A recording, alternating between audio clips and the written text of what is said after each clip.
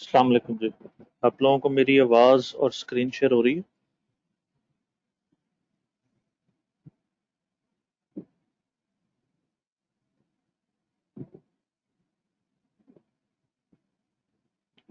आप लोगों को आवाज़ और स्क्रीन शेयर हो रही है? चैट बॉक्स में ज़रा बता दीजिएगा।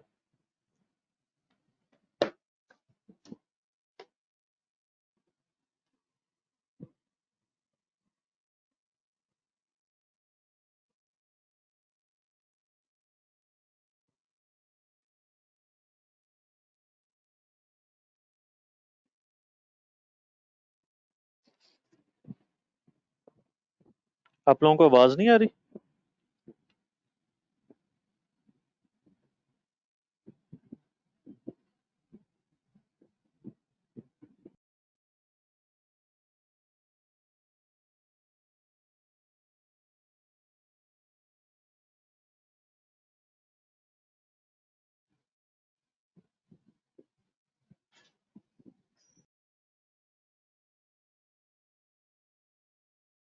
चलें जी, आज शुरू करते हैं बीआरएस। कल से रिलेटेड किसी का कोई सवाल हो तो वो पूछ सकता है। मैंने लेक्चर भी अपलोड कर दिया था, आप में से किसी ने पढ़ लिया होगा, देख लिया होगा। तो चलें फिर आज बाकायदा तौर पे बीआरएस का आगाज़ करते हैं। उस बीआरएस से पहले कुछ ज़रा चीज़ें, उनको पहले अंडरस्टैंड करते हैं। चेक का नाम सुना होगा आप लोगों ने। चेक, ये इस तरह से होता है एक चेक। ये उसका एक स्पेसिमेन ड्रॉ किया है मैंने चेक का। यहाँ बैंक का नाम लिखा होता है, यहाँ लिखा होता है पे, आगे डैश होती है और बेरर। ये आप लोगों ने ना बी लॉ में, आपका चैप्टर नंबर 18 है, निगोशिएबल इंस्ट्रूमेंट, बड़ी डिटेल से वहां पे आप चेक पढ़ेंगे। लेकिन फिलहाल जितना एक हमें चाहिए उतना एक मुझे समझाना पड़ेगा कि चेक होता क्या और ये काम कैसे करता है। फिर ये आगे डैश होती है, यहाँ बॉक्स में आपने फिगर्स लिखने होते हैं। सपोज आपने किसी एक्स वाई जेड को देना है 10,000 रुपए, आप यहाँ लिखेंगे 10,000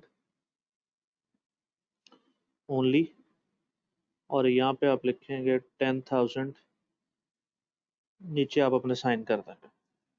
साइन करके उसको चेक दे देंगे, वो चेक लेके बैंक में चला जाएगा और उससे कैश करा लेगा। मेरी आवाज नहीं आ रही?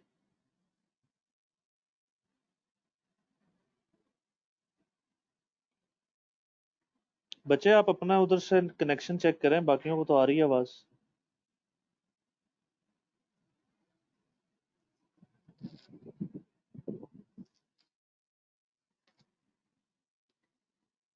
मैं 2 मिनट वेट कर लेता हूँ, आप जरा अपना कनेक्शन चेक कर लो, बाकियों को आवाज आ रही है।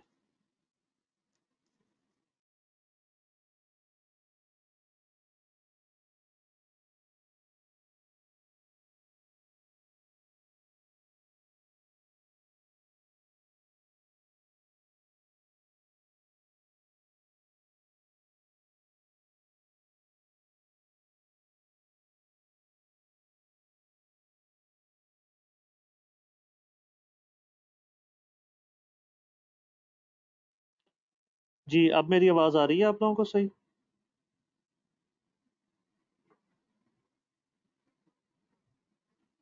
चलो, तो मैं कह रहा था इस तरह से एक चेक होता है। यहाँ पे आपने जिसको पैसे देने होते हैं उसका नाम लिखते हैं, नीचे अमाउंट इन वर्ड्स लिखते हैं, और यहाँ पे अमाउंट इन फिगर्स लिखते हैं। नीचे साइन करके उस बंदे के हैंड ओवर कर देते हैं, वो बैंक में ले जाता है जिस बैंक का ये चेक होता है। सपोज ये एचबीएल का चेक है, तो आपने एक्स वाई जेड को पैसे दिए हैं, वो एचबीएल बैंक में जाके इसको कैश करा लेगा। लेकिन समटाइम्स आपने नाम सुना होगा, इस तरह से ऊपर दो लाइनें लगी होती हैं क्रॉस चेक का। नाम सुना होगा क्रॉस चेक का। तो जो हमारे पास चेक होता है ना, वो दो तरह से होते हैं। एक को हम कहते हैं बेरर चेक, और एक को हम कहते हैं क्रॉस चेक। अगर मैं एक चेक के ऊपर दो पैरेलल ट्रांसफर्स लाइंस लगा दूं तो वो क्रॉस चेक बन जाता है, और अगर इसके ऊपर लाइनें ना लगी हों तो ये एक बेरर चेक कहलाता है। इनकी कुछ कैरेक्टरिस्टिक्स हैं, वो आप लोगों ने मजीद उसमें पढ़नी है बी लॉ में। अगर आप लोगों ने पहले पढ़ा हुआ है तो उसमें आप लोगों ने पढ़ लिया होगा। लेकिन फिलहाल सिर्फ मोटी मोटी चीजें मेरे से सुन लें ताकि इस तरह से हम चल सकें। बेरर चेक जो है, जिस बैंक का चेक होता है उसी बैंक की किसी भी ब्रांच में जाके ओवर द काउंटर ये चेक कैश हो जाता है। सपोज एचबीएल का चेक था, आप इसको ले जाएंगे एचबीएल के किसी भी ब्रांच में पाकिस्तान की, तो ये चेक कैश हो जाएगा। लेकिन जो क्रॉस चेक होता है इसका एक प्रोसीजर होता है, वो प्रोसीजर सुनना है, उसको क्या कहते हैं। सपोज जी एबीसी ने एक्स वाई जेड को चेक दिया एचपीएल बैंक का। एबीसी ने चेक दिया एक्स वाई जेड को और ये चेक है क्रॉस। XYZ साहब चेक लेके अपने बैंक में जाएंगे। सपोज इसका अकाउंट है एमसीबी बैंक में और एबीसी ने चेक कौन से बैंक का दिया है, एचबीएल का। XYZ लेके जाएंगे एमसीबी बैंक में अपना चेक और एमसीबी बैंक में जाके इसको डिपॉजिट कराएंगे। अब ये क्रॉस चेक है, इसके अगेंस्ट आपको पैसे डायरेक्ट नहीं मिलेंगे। अच्छा जी, एमसीबी बैंक वाले क्या करेंगे, शाम को सारे चेक इकट्ठे करेंगे, जिस जिस बैंक का चेक होगा उस बैंक को भिजवा देंगे। अब ये जो चेक था ये था एचबीएल बैंक का, XYZ ने एमसीबी बैंक में जमा कराया, एमसीबी वाले शाम को एचबीएल बैंक में जमा करा देंगे। एचबीएल वाले क्या करेंगे, वो देखेंगे कि जी एबीसी साहब का चेक आया, उसको वेरीफाई करेंगे क्या इसमें पैसे हैं अकाउंट में, क्या इनके सिग्नेचर मैच करते हैं, क्या इन्होंने कोई इंस्ट्रक्शंस तो नहीं दी हुई कि ये चेक कैंसिल कर देना है। वो इस तरह की सारी चेकलिस्ट पूरी करके 10,000 रुपए एबीसी के अकाउंट से काट के एचबीएल वाले एमसीबी को भिजवा देंगे और फिर एमसीबी वाले क्या करेंगे, XYZ के अकाउंट में जमा कर देंगे। तो क्या हुआ, पहला स्टेप, जो चेक लेगा वो अपने बैंक में जाएगा और वो चेक जाके जमा कराएगा। वो बैंक वाले जिस बैंक का चेक है उसमें भिजवाएंगे और जिस बैंक का चेक है वो जिस कस्टमर का है उससे कुछ वेरिफिकेशंस करेंगे उसके अकाउंट की। वेरिफिकेशंस करने के बाद ये बैंक डायरेक्टली XYZ को पैसे नहीं दे सकता अब, क्योंकि ये चेक एमसीबी के अकाउंट में जमा हुआ है। तो वो उस कस्टमर के अकाउंट से एचबीएल वाले पैसे काट के एमसीबी वालों को देंगे और एमसीबी वाले XYZ के अकाउंट में ट्रांसफर कर देंगे। ये जो मैंने आपको सारा अब तक प्रोसीजर बोला, इसको हम कहते हैं क्लियरिंग ऑफ चेक। और नॉर्मली इसमें 2 से 3 वर्किंग डेज रिक्वायर होते हैं। बेरर चेक उसी टाइम कैश हो जाएगा, आपने सिर्फ उस बैंक में जाना है। सपोज एचबीएल का चेक था, एचबीएल के चेक में जाना है, काउंटर पे पेश करना है, वो आपको उसी टाइम 10,000 रुपए गिन के दे देंगे। लेकिन क्रॉस चेक में एक सिक्योरिटी फीचर ये होता है कि ये पैसे आपको इन कैश नहीं मिलेंगे, आपके अकाउंट में ट्रांसफर होंगे। और ये जो सारा प्रोसीजर है इसको हम क्या कहते हैं, क्लियरिंग ऑफ चेक। क्या ये बात समझ आई?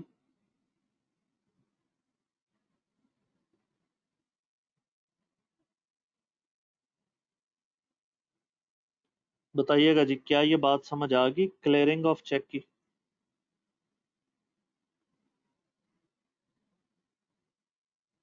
किसी का कोई सवाल है तो वो पूछ लें, नहीं तो मैं फिर जरा आगे चलूं। नॉर्मली जो बिजनेसेस होते हैं वो वाया क्रॉस चेक्स काम करते हैं, ठीक है, वो कैश में बहुत कम पड़ते हैं, इसलिए वो चेक्स वगैरह में डील करते हैं। एक तो सिक्योरिटी होती है, दूसरा है कि कल को कोई बंदा ये नहीं कह सकता कि भाईजान आपने पैसे दिए थे मुझे तो मिला ही नहीं, या तो वो तो चेक गुम हो गया था, आप कहेंगे भाईजान आपको मैंने चेक दिया था वो किधर है।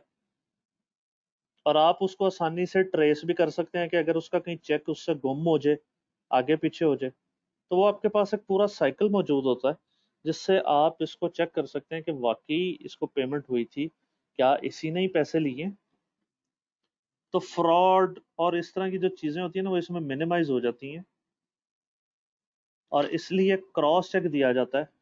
ताकि सिक्योरिटी फीचर जो इसमें ऐड हो रहा है वो आसानी से हम उस पर काम कर सकें। ठीक है जी, आगे चलें। Transactions with bank. बिजनेस अब कुछ ट्रांजैक्शंस करने लगा है बैंक के साथ। आपने पेज में ऐसे सेंटर में लाइन लगा लेनी है। पहले मुझे देख लें, फिर सपोज हम बिजनेस हैं,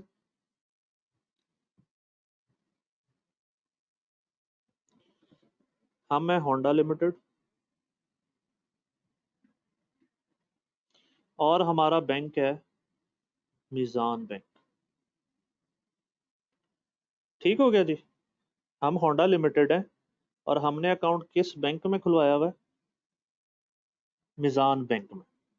कुछ मैं यहाँ ट्रांजैक्शन लिखूंगा, मेरे साथ साथ आप लोगों ने अकाउंटिंग पढ़ी हुई है सारों ने माशाल्लाह, तो साथ साथ जरा एंट्रीज मुझे कराते जाना है। Number 1, business deposited rupees 50,000 cash into bank. आप अकाउंटेंट हैं जी बिजनेस के, होंडा लिमिटेड के।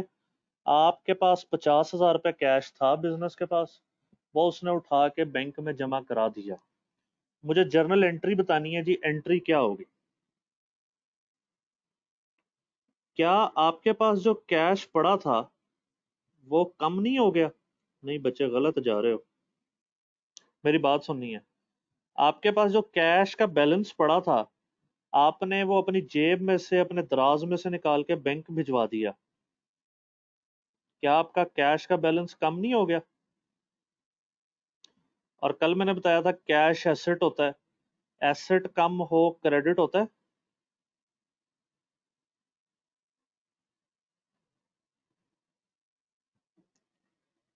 कैश हो जाएगा क्रेडिट 50,000 से। और अब ये पैसे आपने बैंक में रखवा दिए हैं, क्या बैंक से आप किसी भी टाइम ले सकते हैं? आप बैंक वालों का किसी भी टाइम चेक लिख के देंगे और आप उनसे पैसे ले लेंगे, तो आप बैंक से किसी भी टाइम पैसे वापस ले सकते हैं। तो ये मीजान बैंक डेबिट हो जाएगा 50,000 से और कैश क्रेडिट हो जाएगा। एक तरह से क्या ये आपका रिसीवेबल नहीं बन गया? अब आपने बैंक से पैसे लेने। ठीक है जी। अब आप जरा अकाउंटेंट बने बैंक के। आपके पास एक बंदा आया होंडा लिमिटेड से 50,000 रुपए कैश लेके, क्या एंट्री करेंगे? क्या अब बैंक के पास कैश का बैलेंस बढ़ जाएगा? एक बंदा उनको 50,000 रुपए दे गया कि मेरे अकाउंट में डाल दो, क्या बैंक के पास 50,000 रुपए का बैलेंस बढ़ जाएगा? बिल्कुल बढ़ जाएगा। क्या कैश एसेट होता है और एसेट बढ़ जाए तो डेबिट होता है? कैश तो डेबिट हो गया 50,000 से। नहीं बच्चा, गलत। अब मेरी बात सुननी है जरा ध्यान से। क्या अब ये पैसे होंडा लिमिटेड ने हमें दिए बैंक वालों को? हमसे मुराद अब बैंक है। क्या होंडा लिमिटेड ने बैंक को पैसे दिए हैं और क्या बैंक ये वापस करेगा पैसे जब भी होंडा लिमिटेड वाले मांगे? यस या नो? अगर होंडा लिमिटेड वाले अपने पैसे वापस मांग लें, क्या बैंक देने से इनकार कर सकता है? क्या ये बैंक की लाइबिलिटी नहीं बन गई टुवर्ड्स होंडा लिमिटेड?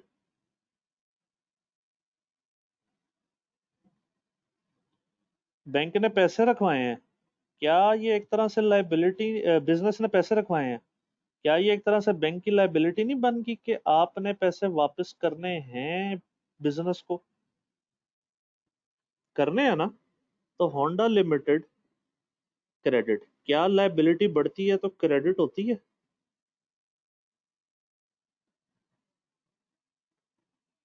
किसी का कोई सवाल है तो पूछ लें, शर्माए मत। सवाल है तो पूछ लें, यहाँ पे चीजें क्लियर हो जाएंगी तो हमें सवाल करने में आसानी रहेगी।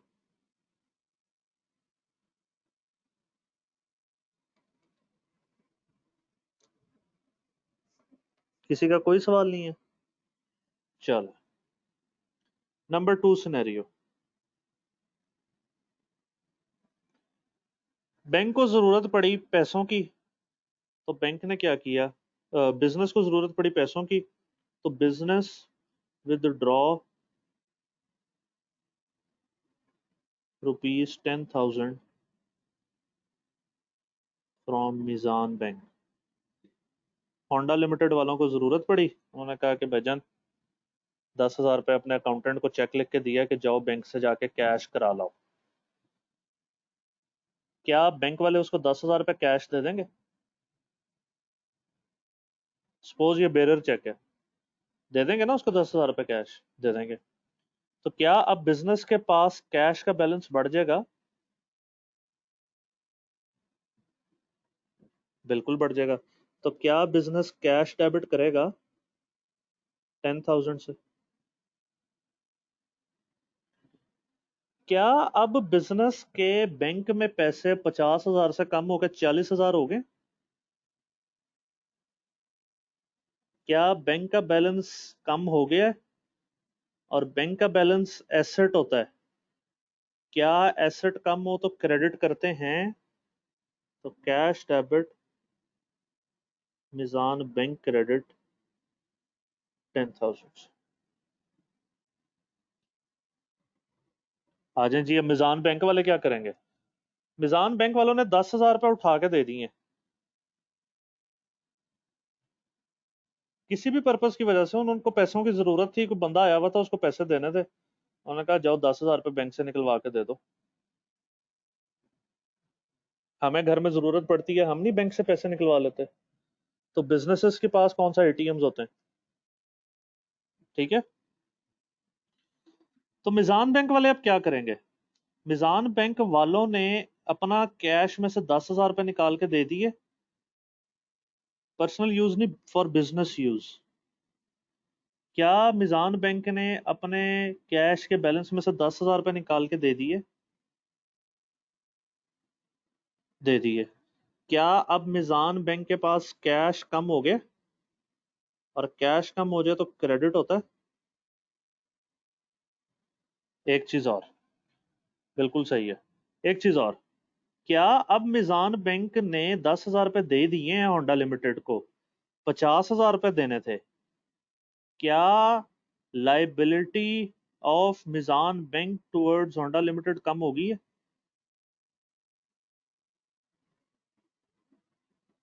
और लाइबिलिटी कम हो जाए, क्या डेबिट होती है? तो बैंक वाले होंडा लिमिटेड डेबिट कर देंगे 10,000 से।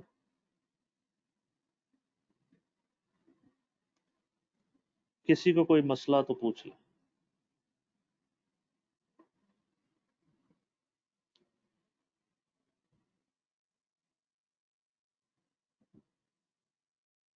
नहीं है? नंबर 3 लिखें।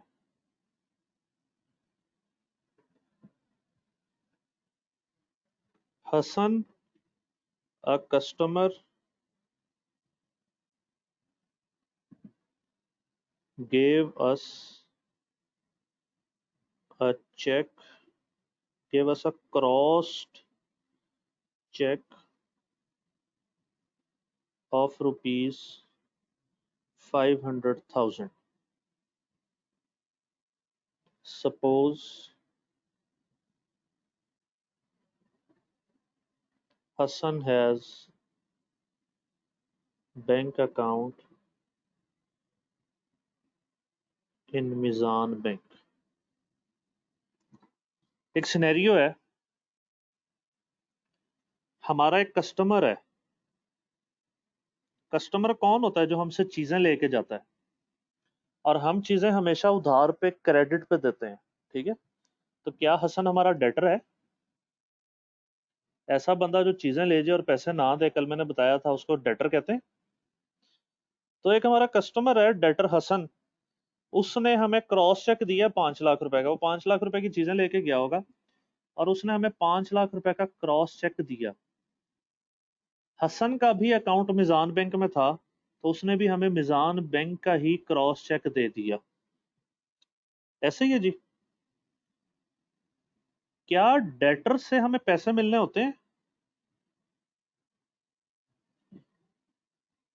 और क्या डेटर फिर हमारा एसेट हुआ? क्योंकि इससे फ्यूचर में हमें बेनिफिट मिलना है। बेनिफिट क्या एसेट होता है? बिल्कुल होता है। तो डेटर हमारा एसेट था जिससे हमने पैसे लेने थे। अब वो हमें चेक दे गया है, तो क्या हम चेक जब बैंक में जमा कराएंगे हमें पैसे मिल जाएंगे? बिल्कुल मिल जाएंगे। तो क्या मुझे डेटर हसन से अब और कोई फायदा मिलना है?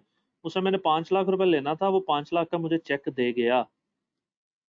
क्या अब मेरा एसेट 5 लाख से कम हो जाएगा क्योंकि वो मुझे पैसे दे गया? तो डेटर हसन तो हो जाएगा क्रेडिट।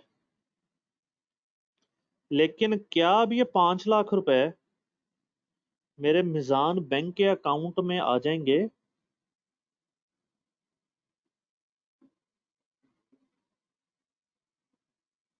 बिल्कुल आ जाएंगे। क्या फिर मेरा मिजान बैंक का बैलेंस जब बढ़ेगा तो क्या ये एसेट मुझे डेबिट करना पड़ेगा?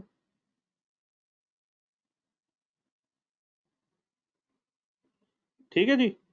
अब आए जी बैंक वालों की तरफ। बैंक वाले क्या करेंगे? बैंक वालों ने, जैसे हम बैंक वालों के कस्टमर हैं ऐसे हसन भी उनका एक कस्टमर है। तो बैंक वाले सिंपली क्या करेंगे, हसन के अकाउंट में से पैसे निकाल के हमारे अकाउंट में ट्रांसफर कर देंगे। क्या बैंक वालों की लायबिलिटी टुवर्ड्स हसन कम हो जाएगी? बिल्कुल हो जाएगी। तो लायबिलिटी कम हो तो डेबिट होती है, तो वो हसन का अकाउंट डेबिट कर देंगे। और उन्होंने ट्रांसफर किया हमारे अकाउंट में पैसे। क्या होंडा लिमिटेड का बैलेंस बढ़ जाएगा?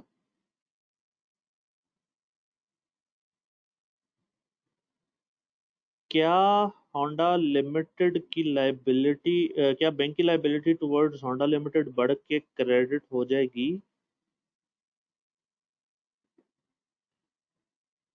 ठीक है जी। किसी को कोई मसला मसला हो तो पूछ लें please.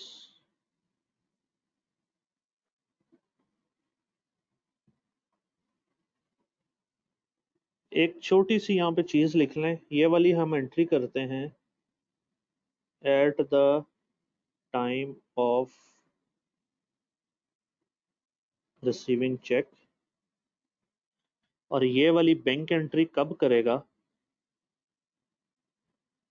Eight the time of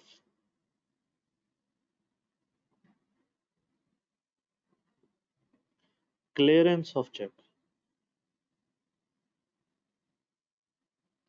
bank ये पैसे आपके अकाउंट में तब ट्रांसफर करेगा जब दूसरे के अकाउंट में पैसे होंगे। ठीक हो गया जी। चलें जी अगले सिनेरियो पे। चलो, number 4।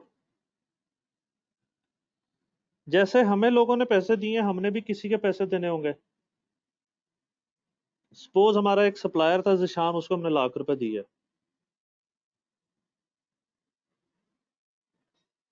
Crossed cheque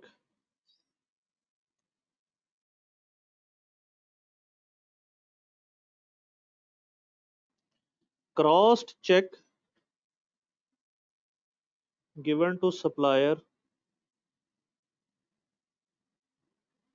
Zeeshan of ₹100,000। Zishan also has bank account in Mizan Bank। हमारा एक सप्लायर था जिशान, उसको हमने पैसे देने थे लाख रुपए। उसको भी हमने एक क्रॉस चेक दे दिया कि भाईजान जाओ जाके पैसे बैंक से ले लो। हम क्या एंट्री करेंगे? क्या जिशान हमारा क्रेडिटर था? और क्रेडिटर कल मैंने लिखवाया था लाइबिलिटी होती है। क्या क्रेडिटर को हमने पैसे दे दिए तो क्या अब वो बैलेंस लाइबिलिटी कम होगी है हमारी? और लाइबिलिटी कम हो जाए तो क्या डेबिट हो जाता है? तो क्रेडिटर जिशान हो गया डेबिट, ₹1,00,000 से। लेकिन अब ये ₹1,00,000 कहाँ से दिया हमने? जी बिल्कुल सही कह रहे हैं सचल साहब, ये ₹1,00,000 कहाँ से दिए? ये हमारे बैंक अकाउंट में से जाएगा। क्या हमारे बैंक का बैलेंस अब ₹1,00,000 से कम हो जाएगा? और बैंक का बैलेंस एसेट था, क्या एसेट कम हो तो क्रेडिट होता है?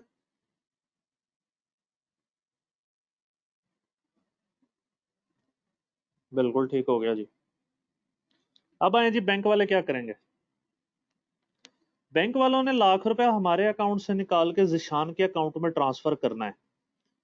क्या बैंक वालों की लायबिलिटी टुवर्ड्स होंडा लिमिटेड कम हो जाएगी? और लायबिलिटी कम हो जाए तो डेबिट होता है, तो होंडा लिमिटेड वो डेबिट कर देंगे ₹1,00,000 से। क्या ये ₹1,00,000 ट्रांसफर कर दिया उन्होंने जिशान के अकाउंट में? और इस ट्रांसफर के साथ ही क्या बैंक की लायबिलिटी टू जिशान बढ़ जाएगी? और जब लायबिलिटी बढ़ती है, क्या क्रेडिट होती है? पॉइंट नंबर 3 की तरह ये एंट्री भी इसी टाइम होगी जब हम चेक रिसीव करेंगे, और बैंक वाले भी ये एंट्री उस टाइम करेंगे जब एक्चुअली पैसे क्लियर हो जाएंगे। यहाँ तक किसी को कोई मसला?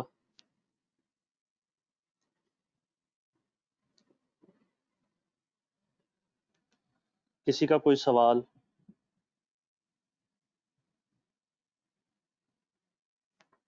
चलें नेक्स्ट, सिर्फ 2 केस और रह गए, फिर आगे जरा गेम चलाते हैं। अब जो बैंक आपको अकाउंट खोल के देता है ना, अगर आप इंडिविजुअली भी खुलाएं तो बैंक अल्लाह वास्ते अकाउंट नहीं खोल के देता, बैंक उससे कोई ना कोई उसके बैंक चार्जेस रिसीव करता है। तो वो बजाय आपसे पैसे लेने के, जो आपके अकाउंट में पैसे पड़े होते हैं ना, उसी में से काट लेता है। तो बैंक चार्जेस डिडक्टेड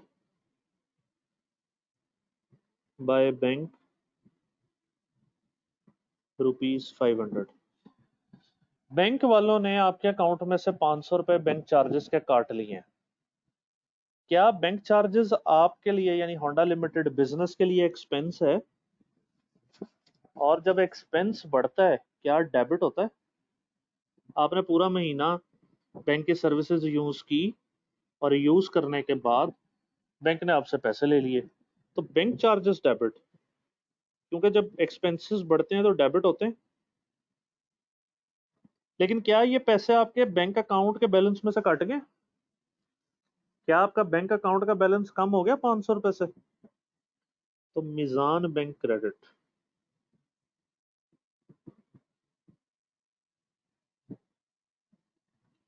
क्लियर है जी? अब बैंक वाले क्या करेंगे?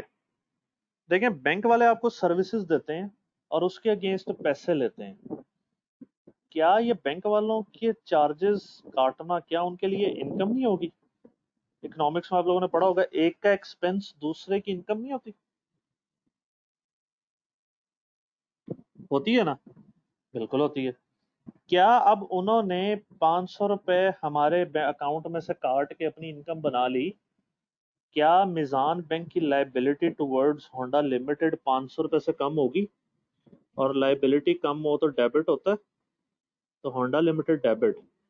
अब ये बैंक वालों की इनकम है। अगर कल वाला मैं चार्ट दिखाऊं आपको, जब इनकम बढ़ती है तो क्या क्रेडिट होती है? इनकम जब इंक्रीज होती है क्या क्रेडिट होती है? तो होंडा लिमिटेड डेबिट, और इसको एक नाम दिया जाता है बैंक सर्विस इनकम, क्योंकि बैंक आपको सर्विस दे रहा है ना, तो bank service income credit.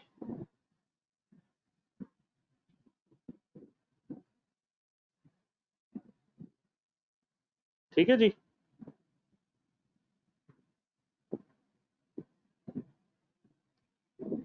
Last,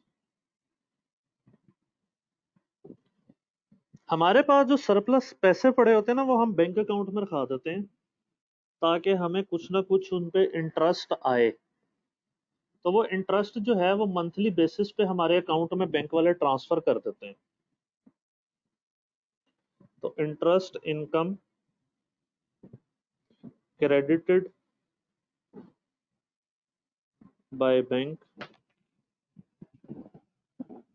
₹1000। कल मैंने आपको इनकम की डेफिनेशन लिखवाते वक्त एक इंटरेस्ट इनकम भी लिखवाया था। हमारे पैसे हैं, हमने वो इन्वेस्ट किए हैं और बैंक वाले हमें उस पे इंटरेस्ट देंगे। क्या हमारा बैंक का बैलेंस बढ़ जाएगा इस 1000 रुपए बैंक वालों के ट्रांसफर करने से? बिल्कुल बढ़ जाएगा।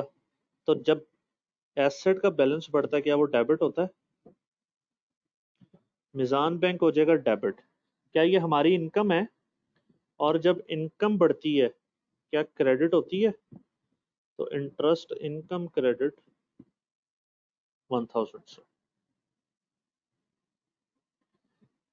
हमारी इनकम है, क्या बैंक वालों का एक्सपेंस होगा? और जब बैंक वालों का एक्सपेंस बढ़ेगा क्या वो इसको डेबिट करेंगे? तो इंटरेस्ट एक्सपेंस डेबिट। और अब इनकी लाइबिलिटी टुवर्ड्स होंडा लिमिटेड और बढ़ गई 1000 रुपए से।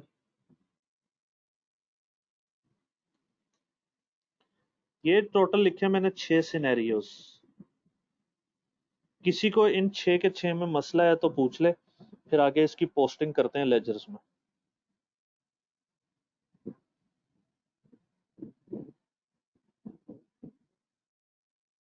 किसी का कोई सवाल?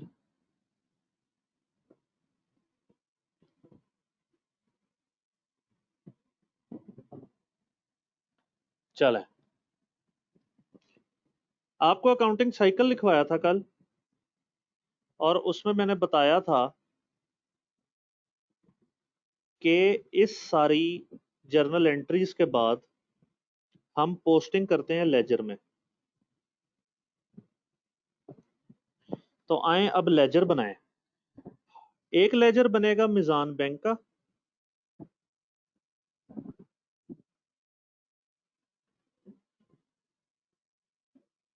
और एक लेजर बनेगा होंडा लिमिटेड का।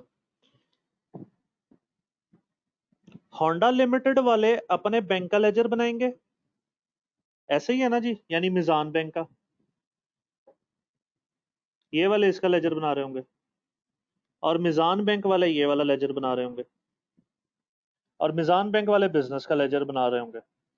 तो पोस्टिंग करते जाते हैं। तो पोस्टिंग भी सीख लेंगे, पोस्टिंग होती किस तरह।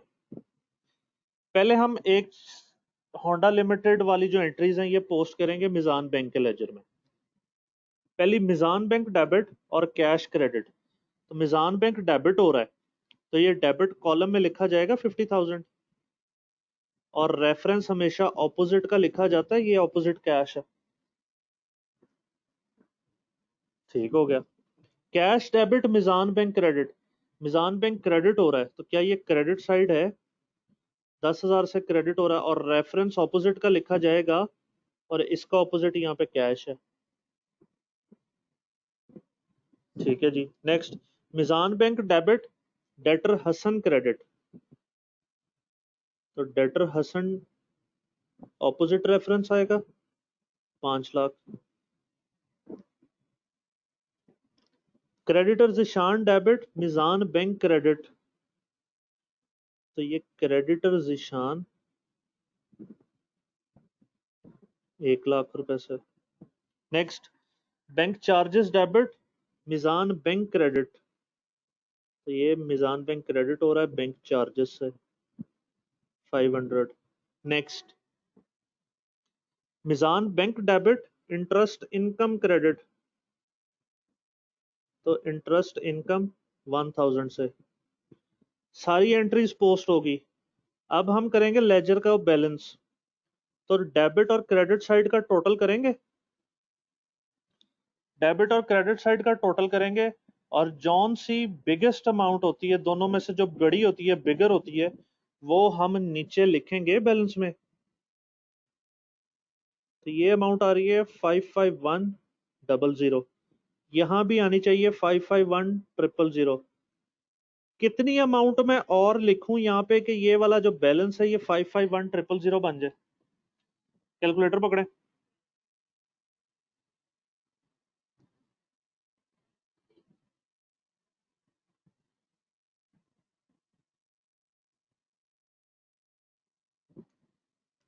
क्या मैं अगर यहाँ पे 436,000 और लिख दूं, क्या मेरा बैलेंस 551000 पूरा हो जाएगा? सॉरी सॉरी,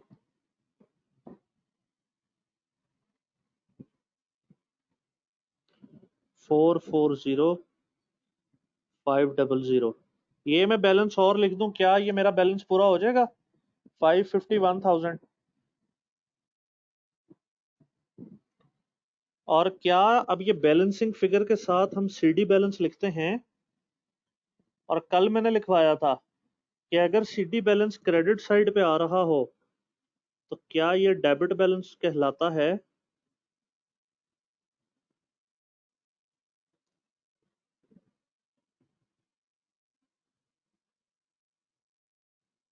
ठीक हो गया, चलें, ये एंट्रीज पूरी होगी। अब होंडा लिमिटेड का लेजर बनाए जो मिजान बैंक वाले बना रहे होंगे मेरे साथ साथ। Cash debit, Honda limited credit, तो कैश आ जाएगा 50,000 से।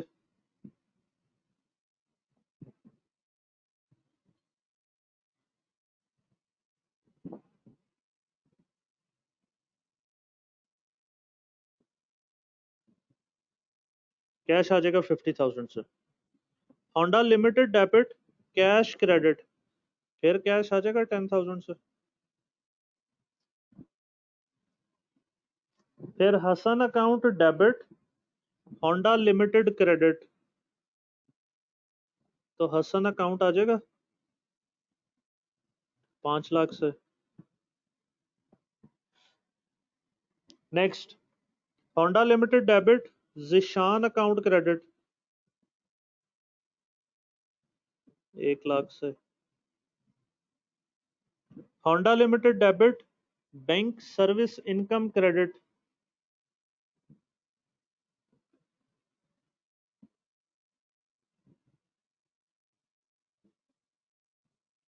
और लास्ट रह गया इंटरेस्ट एक्सपेंस डेबिट और होंडा लिमिटेड क्रेडिट।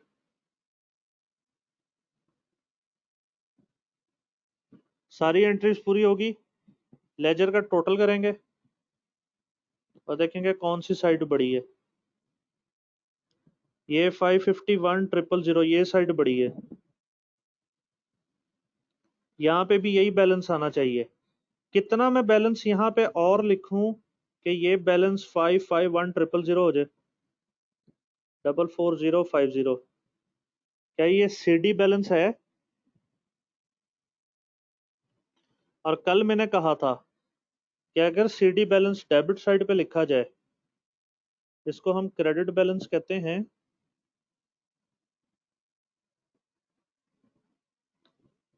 आखिरी बात, एक चीज आपने नोट करनी है कि अगर हम सही सही अकाउंटिंग करें, यानी बिजनेस वाले और बैंक वाले अगर सही सही अकाउंटिंग करें, तो दोनों का जो क्लोजिंग बैलेंस है उसकी अमाउंट सेम आएगी। ये देखें, दोनों का जो क्लोजिंग बैलेंस है वो सेम आएगा, लेकिन ये डेबिट बैलेंस है, ये क्रेडिट बैलेंस है, यानी बैलेंस सेम है लेकिन ऑपोजिट इन नेचर है। यस या no?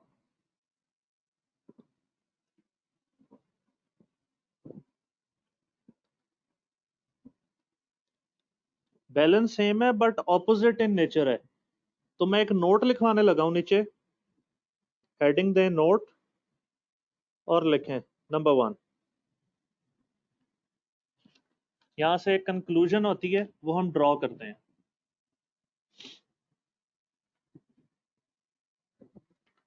If all transactions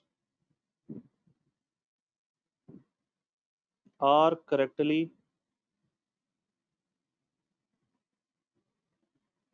recorded by both business and bank,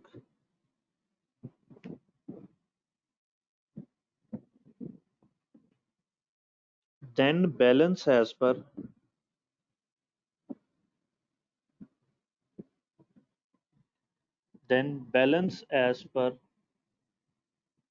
bank account. ये मैं बैंक अकाउंट किसको कह रहा हूं? ये भी लिख लें, laser of bank prepared by business. ऐसा लेजर जो बिजनेस बनाता है बैंक का, उसको हम कहते हैं बैंक अकाउंट। तो मैंने लिखा, if all transactions are correctly recorded by both business and bank, then balance as per bank account will be equal to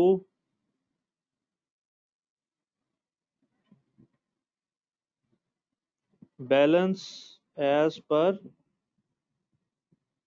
bank statement. पहले ये नाम सुना है कभी, बैंक स्टेटमेंट? तो बैंक स्टेटमेंट क्या होती है? Laser of business prepared by bank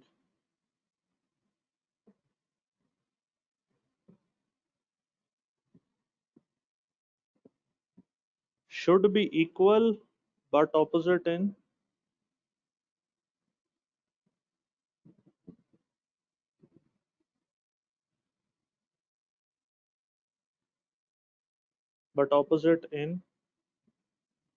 nature. ये नोट कर लें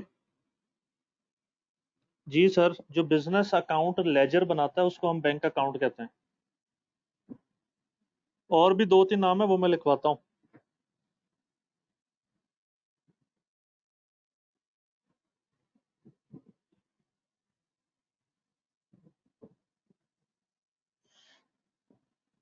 अगर हम सही सही अकाउंटिंग करें और बैंक वाले भी सही सही अकाउंटिंग करें, तो हम जो लेजर बनाते हैं बैंक का, जिसको हम बैंक अकाउंट कह रहे हैं, उसका बैलेंस, और वो लेजर जो बैंक वाले बिजनेस का बना रहे हैं, जिसको मैं बैंक स्टेटमेंट कह रहा हूँ, वो हमेशा सेम होना चाहिए but opposite in nature. Clear है जी यहां तक?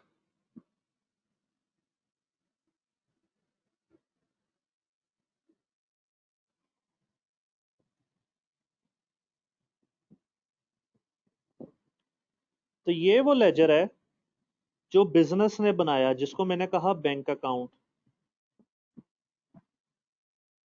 इसको बैंक अकाउंट भी कहते हैं और कैश बुक भी कहते हैं। ये अल्टरनेट नेम्स हैं, याद रखने। पेपर में कभी भी किसी भी नाम से आ सकता है। और जो बैंक बैंक वाले बिजनेस का लेजर बनाते हैं, इसको हम बैंक स्टेटमेंट भी कहते हैं और इसको हम पासबुक भी कहते हैं।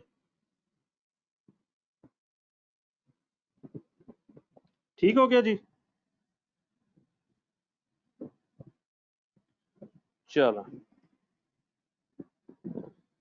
किसी का कोई सवाल है तो पूछ लें यहां तक।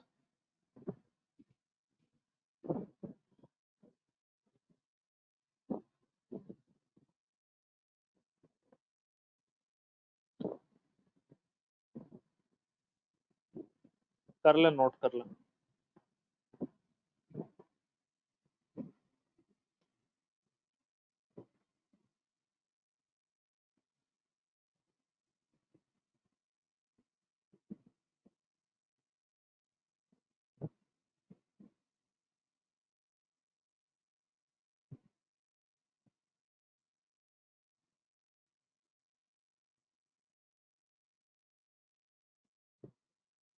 चलें, ये तो मैंने एक आइडियल सिचुएशन की बात की कि अगर हम सही सही से अकाउंटिंग करें और बैंक वाले भी सही सही से अकाउंटिंग करें, तो बैलेंस सेम होना चाहिए। लेकिन मेरी एक बात पे जरा तवज्जो देनी है। ये जो हमारे कस्टमर ने हमें चेक दिया, हमने ये एंट्री उस दिन कर दी जिस दिन उसने चेक दे दिया, और बैंक वाले उस दिन करेंगे जिस दिन ये चेक क्लियर होगा। और मैंने आपको शुरू में बताया कि क्लियरेंस में 2 से 3 दिन लग जाते हैं, और उन्हीं 2-3 दिन में सपोज अगर कोई मंथ एंड आ गया या आपका अकाउंटिंग पीरियड एंड हो गया, ईयर एंड आ गया, तो हमने तो ये एंट्री कर ली है, लेकिन बैंक वालों ने एंट्री नहीं की। क्या हमारा और बैंक का लेजर का बैलेंस सेम आएगा? कभी भी नहीं आएगा। हमने एंट्री कर दी है, बैंक वालों ने तो अभी एंट्री नहीं की। सिमिलरली इधर आए बैंक चार्जेस पे। बैंक ने आपके चार्जेस काट के आपको बताना है। सपोज बैंक आपके पास बैंक स्टेटमेंट ही नहीं आई, या बैंक स्टेटमेंट आपने मंगाई बैंक से तो उसमें डिफरेंस आ रहा था। अब आप खप रहे हैं कहाँ गया डिफरेंस, कहाँ गया डिफरेंस। तो वो डिफरेंस क्यों आ रहा था? बैंक वालों ने ये वाली एंट्री कर ली है बैंक चार्जेस की, आप लोगों ने अभी तक की नहीं अपनी कैश बुक में। सिमिलरली इंटरेस्ट इनकम के साथ भी होता है। बैंक वालों ने आपको इंटरेस्ट आपके अकाउंट में ट्रांसफर कर दिया, आपको ना मैसेज आया, कुछ भी नहीं आया। जब बैंक स्टेटमेंट आप घर लेके आए तो आपने देखा हो ये तो बैंक चार्जेस आ रहे हैं। तो इस तरह से कई दफा डिफरेंसेस आते हैं। उन डिफरेंसेस को हम, अब ये जो डिफरेंसेस हैं ये टाइमिंग डिफरेंस है। हमने आज एंट्री कर ली है, बैंक की एंट्री 2-3 दिन बाद कर देगा। और इन दोनों केसेस में यहाँ पे बैंक ने आज एंट्री कर ली है, हम जरा 2-3 दिन बाद जब हमारे पास बैंक स्टेटमेंट आएगी या हमें मैसेज आएगा हम तब एंट्री करेंगे। तो इस तरह से कई दफा डिफरेंसेस आ जाते हैं। उन डिफरेंसेस को रिकंसाइल करने के लिए हम एक स्टेटमेंट बनाते हैं जिसको हम कहते हैं बैंक रिकंसिलिएशन स्टेटमेंट। इसकी डेफिनेशन लिख लें। आई कैप की स्टडी टेक्स्ट में 3 एमसीक्यूज हैं जो सिर्फ इसकी अकेली की डेफिनेशन पे बेस कर रहे हैं। लिखें जी, बैंक रिकंसिलिएशन स्टेटमेंट क्या होता है? It is a statement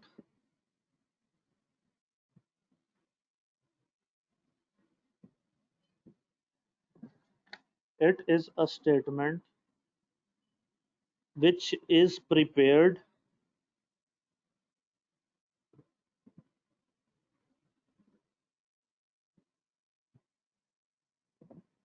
when there is a difference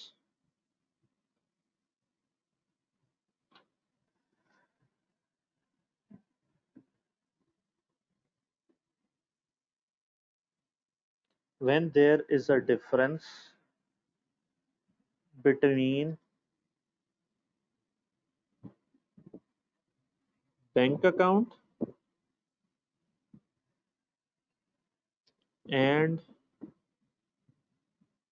bank statement. ये एक स्टेटमेंट है जो हम सिर्फ और सिर्फ तब बनाते हैं जब डिफरेंस हो बैंक अकाउंट और बैंक स्टेटमेंट के बैलेंस में।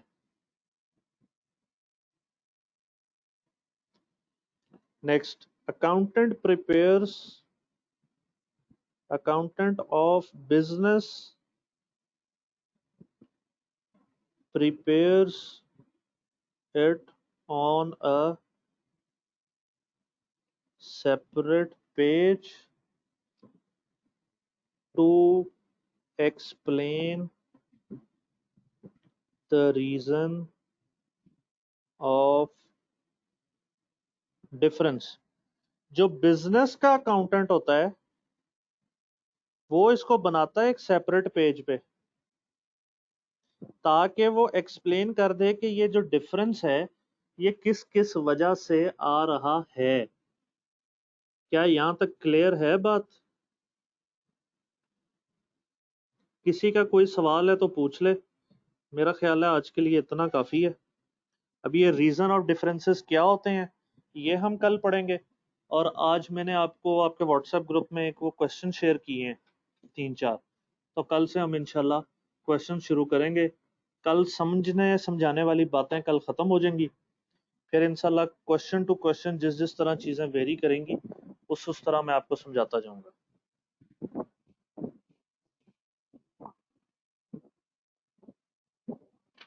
सचल साहब, मेरा वही है व्हाट्सएप नंबर जिस नंबर पे आप ग्रुप में ऐड हैं।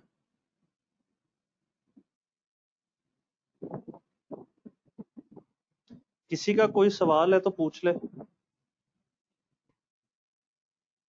रिकॉर्डेड लेक्चर इंशाल्लाह कल सुबह 10-11 बजे तक अपलोड हो जाएगा। मैं आपको व्हाट्सएप ग्रुप में बता भी दूंगा। किसी का कोई सवाल है तो वो यहाँ पे पूछ ले, नहीं तो मुझे व्हाट्सएप कर दे। तो आज का लेक्चर फिर यहीं तक।